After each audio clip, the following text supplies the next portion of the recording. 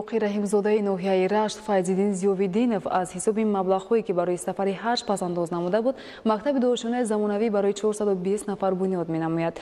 در ادامه کارهای آبادانی بنیاد مرکز خدمت‌رسانی طبی و تعمیر و نوسازی بیمارخانه مرکزی نیز ادامه دارد.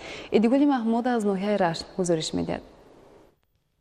ساکن دهه شوله جماعت دهات به نام باقی رحیمزاده فیض‌الدین ضیاءالدینов مبلغ پس‌انداز اهل خانواده‌اش را به کار خیر و ثواب ساختمان مکتب دعاشانه زمانوی برای 420 جای نشست صرف نمود تا در آینده خوانندگان در سیمخانه‌های کشاد و برهوا و کابینت‌های فنی تحصیل نمایند. از روی لایحه ساختمانی بینای مؤسسه تعلیمی دهه از 22 سیمخانه‌های کشاد و برهوا و کابینت‌های فنی عبارت بوده.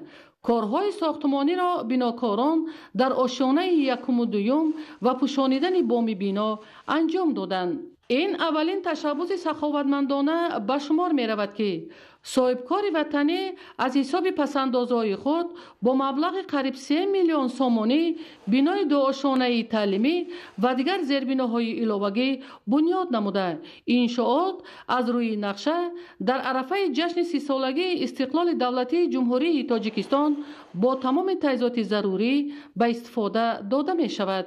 در دهه ظریفی ساختمان بنگاه طبی جریان دارد، زیرا سالها باز در این دهه دوردست کوهستان مؤسسه طبابتی موجود نبود. این است که در روند کارهای آبادانی ساختمان انشاءات طبی آغاز گردیده.